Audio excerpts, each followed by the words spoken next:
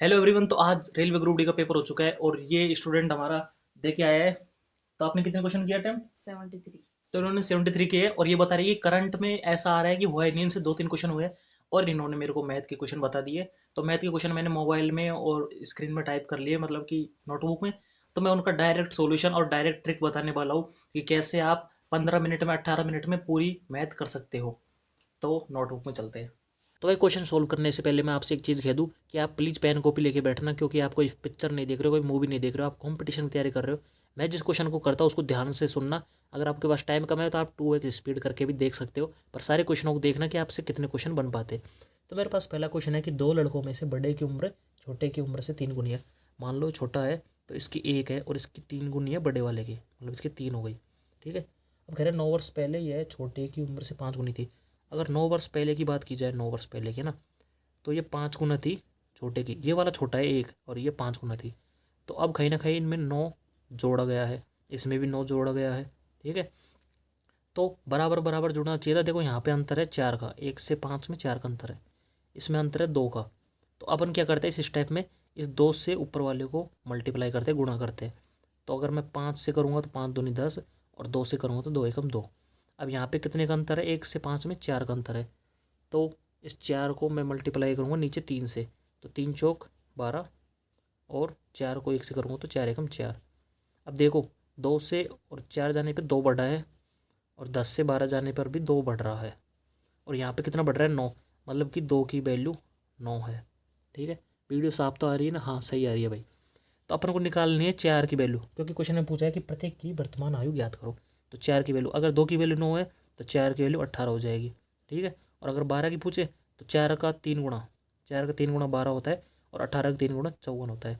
तो एक आंसर आ जाएगा 54, कि इसकी तो 54 है और इसकी, सॉरी इसकी तो 18 है और इसकी 54 है बड़े वाले की।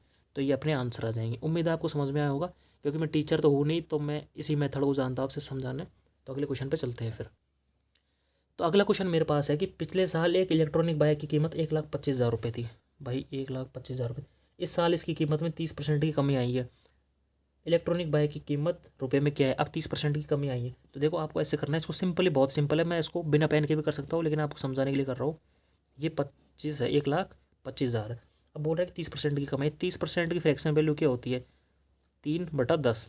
3/10 मतलब पहले 10 की चीज़ थी ना कोई, तो उसमें 3 कर दो 7 ही रह गई। तो मतलब ये पहले 10 की थी चीज़, अब इसमें 7 हो गई, क्योंकि 3 की कमी हुई है, 3 की कमी होती है यहाँ पे -3। तो अगर मैं इस जीरो से जीरो घटाऊंगा, अब इसको मैं मल्टीप्लाई करता हूँ, तो डबल जीरो का तो डबल जीरो में लगा दूंगा और 7 पंचों में 35 कर दूंगा और 3 यहाँ पे लिख दूंगा। 7 दूनी 14 और 3 17, 17 का 7 हासिल की, एक 7 एकम 7 और एक 8। तो 27,500 हो जाएगी। ऑप्शन नंबर कौन सा है? Option number B. उम्मीद है आपको ये समझ में आया होगा। अब मैं अगले क्वेश्चन पे चलता हूँ। अगला क्वेश्चन अपना ये है कि 75 खिलौनों में से 18 खिलौने लड़कों के हैं। तो अगर ये 75 है पूरे, ठीक है, 18 लड़कों को अपन लिख देंगे बॉय, तो गर्ल के कितने बचे? तो मैं बता दूँ, 5 में से 8 घटाएंगे तो 15 में से 8 घटाएंगे तो कितने बचे? 7। और 6 में से 1 घटाएंगे कितने बचे? 5। 57। ठीक है। ये कितने हैं? गर्ल्स के है, लड़कियों के है। ठीक है। तो पूछ रहे हैं कि लड़कियों के खिलौनों का कितना प्रतिशत है शेष लड़कियों के लिए। तो लड़कियों के खिलौनों का कितना प्रतिशत? अच्छा अच्छा, 57। ये कितना है? 75 का कितना है? इंटू 100। तो ये कट जाएगा 4 बार, ये कट जाएगा अपने 3 बार, 3 से कट जाएगा 19 बार। तो 19 चौकड़ा कितना होता है? 19 चौकड़ा 76, 76% है भाई, ये 76%।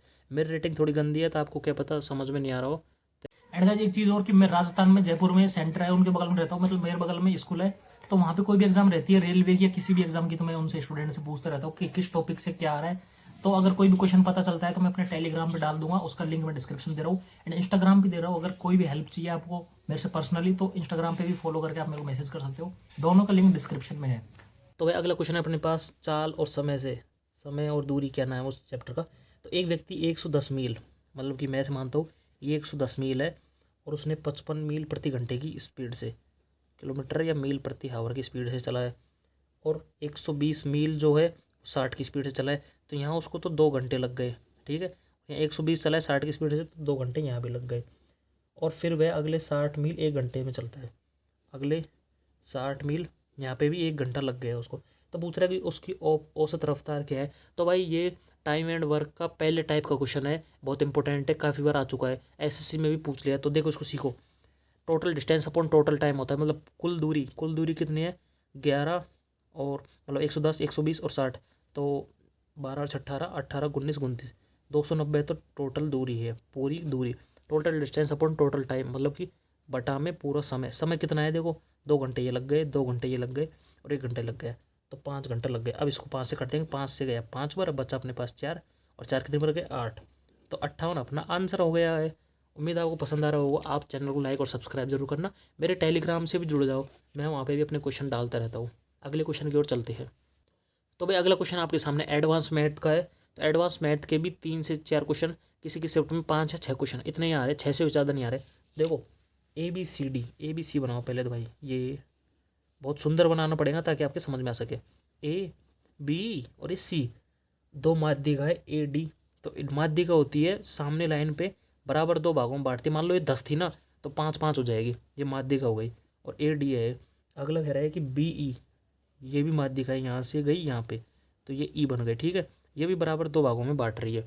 उसके बाद बोल रहा है G पर समकोण, समकोण होता है 90 डिग्री वाला, तो ये G यहाँ पे बीच में बनेगा, कटेगा, और ये चारों तरफ 90 90 बना रहा है, समझ गए, बनाती है। AD 18 है, A से D 18 है। तो एक इसका रूल था, अगर आपने कभी पढ़ा हो किसी टीचर से, कि 2:1 में बांटती है। 18 है ना, तो 12 तो ये रहेगी और 6 ये रहेगी। मेरे मतलब छोटी छोटी दिख रही था, आप ध्यान से देखना इसको, वीडियो की क्वालिटी बढ़ा के। फिर कह रहा है BE 12 है, तो B से E 12 है, तो 8 ये रहेगी और 4 ये रहेगी। अब देखो यहाँ पे 90 डिग्री है ना, तो 6 और 8 और ये 10 बन जाएगा, क्योंकि आपको अगर हाइपोटेनियस वाला जो है, क्या बोलते हैं इसको, पाइथागोरस है ना, तो 6 का स्क्वायर प्लस 8 का स्क्वायर बराबर 10 का स्क्वायर होता है, ठीक है। तो देखो 6 ये रहे, 6 का स्क्वायर 8 का स्क्वायर और 10 का स्क्वायर हो जाएगा, उससे उस वाले क्या बोलते हैं इसको, हाइपोटेनियस वाले थ्योरम से, ठीक है। उम्मीद करता हूँ आपको समझ में आया होगा। मैं भाई अगला क्वेश्चन भी एडवांस मैथ से है, क्योंकि एडवांस मैथ के 4 से 5 क्वेश्चन आ रहे हैं हर शिफ्ट में, किसी किसी में 6 भी। तो देखो, दो गोलों का पृष्ठीय क्षेत्र का अनुपात 25-26 है, 25-36 है। अब देखो गोलों का पृष्ठीय क्षेत्रफल आना चाहिए आपको कि 4/4πr², ये होता है। उसके बाद है ना दूसरे का भी यही होगा, तो इसको बटा में लगेंगे 4πr²। अब ये कह रहा है कि 25/36 है, तो देखो 4 से 4 कट रहा है, पाई से पाई कटेंगे, लेकिन रेडियस अलग अलग है, जो त्रिज्या बोलते हैं अलग अलग है। तो ये स्क्वायर है ना 5 का, तो ये वाली रेडियस तो हो जाएगी 5, ठीक है, और ये वाली रेडियस हो जाएगी 36 की 6 बन जाएगी, ठीक है। अब अपन वॉल्यूम का वो निकालते हैं ना क्यूब, तो इसमें होता है 4/3πr³। तो अगले नीचे वाला भी यही आएगा 4/3πr³। ये आपको फॉर्मूला याद होना चाहिए, इससे ये कट जाएगा, इससे ये कट जाएगा। अब इसका क्यूब करना है, तो 5 का क्यूब कितना होगा 125, 6 का क्यूब कितना होगा, 6 का क्यूब होता है 216। तो ये अपना आंसर हो जाएगा। ऑप्शन नंबर कौन सा है, C। उम्मीद करता हूँ आपको समझ में आ रहा होगा। लाइक सब्सक्राइब करते रहो और आप प्रैक्टिस करते रहो। अगले क्वेश्चन की ओर चलते हैं। भाई अगला जो क्वेश्चन है वैसा क्वेश्चन पहले वाली शिफ्टों में भी आ चुका है। तो देखो A और B एक कार्य को 8 दिनों में कर सकते हैं, तो ये A है प्लस B है, तो बराबर 8 डे मतलब दिन, मतलब कोई हिंदी मीडियम को समझ लेना, 8 दिन में कर सकते हैं। अगला क्वेश्चन अगले कह रहा है B अकेले उसी कार्य को 16 दिनों में कर सकता है, तो भाई B है उसी काम को 16 दिन में कर सकता है, या अकेले उसी कार्य को कितने दिनों में कर सकता है। अच्छा, तो अपन देखिए 8 की और 16 का एलसीएम कितना होता है 16, 8 का भाग 16 में कितने बार जाएगा 2 बार, तो ये 2 इनकी कार्य क्षमता होगी 2, ठीक है। और 16 का भाग 16 में कितने बार जाएगा 1 बार। तो B की 1 है, तो यहाँ पे भी B की 1 होएगी, समझ रहे हो, ध्यान से देखना, यहाँ पे भी B की 1 ही होएगी, तो A की भी 1 ही होएगी, और 1 और 1 जुड़ के 2 हो जाती है, ठीक है। तो अब पूछ रहे हैं कि A अकेले उस कार्य को कितने दिनों में कर सकता है, तो पूरा काम है 16, और A की स्पीड है, A की एफिशिएंसी कार्य क्षमता 1, तो 1 का भाग दे देंगे तो 16 दिन ही आ जाएगा, 16 दिन में करेगा B भी। तो भाई अगला क्वेश्चन है जो ट्रिग्नोमेट्री का है, और ऐसा क्वेश्चन 19 दिसंबर को जो पहली शिफ्ट है उसमें भी आया था, जिसमें मेरी सिस्टर एग्जाम दे के आई थी, तो उसने मेरे को बताया था, तो इसको ज़रूर सीख लेना। ये कह रहा है कि साइन थीटा बराबर, तो देखो पहले ये सीखो LAL तो साइन का मतलब होता है लंब बटा कर्ण, तो साइन का मतलब दे रखा है यहाँ पे 2xy, और कर्ण कितना है अपने पास x² प्लस y²। तो ऐसी स्थिति में 3 चीज़ रहती है, 2xy, x²/² और x² माइनस y², ये 3 बनती है। ये उल्टी सीधी भी हो सकती है, ये आप PQ में भी आ सकती है और XY में भी आ सकती है। अगर आपने ऐसे क्वेश्चन किए होंगे तो उम्मीद आपको जरूर आ रहा होगा समझ में। अब पूछ रहा है tan की, तो tan का देखो ये है लंब बटा कर्ण, तो लंब कितना है इसका, ये रहा और कर्ण कितना है, ये रहा है। तो 2xy बटा x square minus y square. कौन सा ऑप्शन है, ऑप्शन नंबर बी। उम्मीद कर रहा हूँ आपको समझ में आ रहा होगा। मैं अपना पूरा प्रयास कर रहा हूँ, मैं कोई टीचर नहीं हूँ, फिर भी मैं अपना पूरा प्रयास कर रहा हूँ कि आपको समझ में आ जाए। ठीक है भाई, अगले क्वेश्चन पे चलते हैं। तो भाई एक क्वेश्चन और है ट्रिग्नोमेट्री का, कि देखो सीधी वैल्यू रखनी है अगर आपको आती होगी तो। साइन स्क्वायर 90 की वैल्यू होती है 1 और 1 का स्क्वायर होता है 1। फिर अगला है कोसेक स्क्वायर 90।